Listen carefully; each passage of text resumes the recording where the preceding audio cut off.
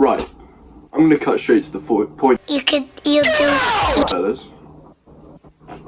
you need to be doing this exercise. If you're not doing this exercise, you simply don't want it bad enough. How bad do you want this? Right? Now, without further ado, the exercise is max effort sprinting. If you're not doing this, you simply don't want it bad enough. It has so many benefits. If you want to get faster, this is the number one thing you could do. If you want to jump higher, this is up there with one of the best things you could do. It is simply the plyometrics. It's great for your body composition as well.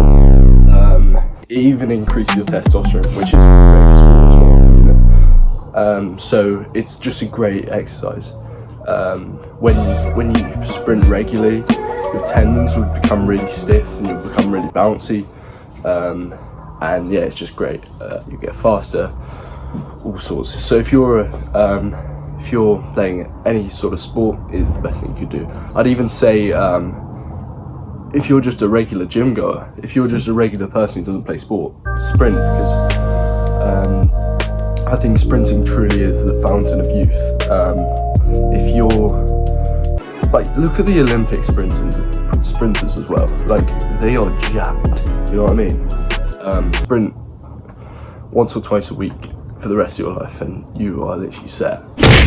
You're going to be in a very good place if you do that.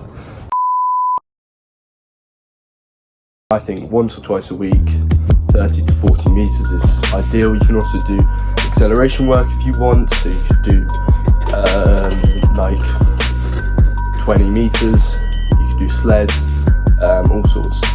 But yeah, I think the essential bit is 40 meters, do that 3 or 4 times, once or twice a week, and you're set. Just do that every week.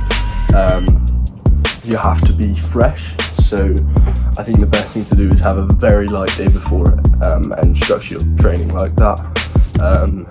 And if you're doing sport or whatever, obviously don't do it like the day after a sport. I think actually if you're playing sport, a good thing to do is do it before a training session, or before a match, because it's a good warm-up. Yeah, you need to warm up really well for the sprints as well, and the main thing is just going at max 10, going as fast as possible. One of the ways you get to this max 10 is by timing.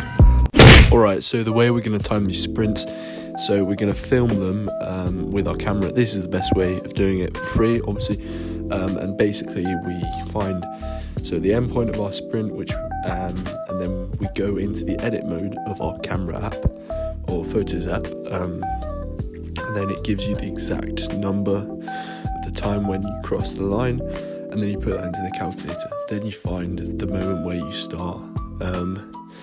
I do this sort of when my hips move, then I get that time, and I do minus by that time, and that gives me my time. So this was a 4-yard dash, 4.63. There you go.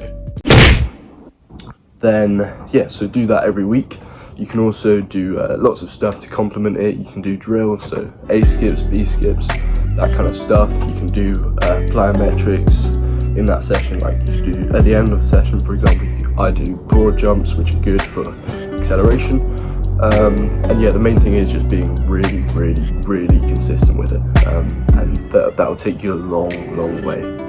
So do sprints, okay? Go do your sprints, fellas, and thank me later. Do it every single week. Can you promise to me that you will sprint every single week? But I can't! Because if you can, you are well on your way to becoming a freak athlete.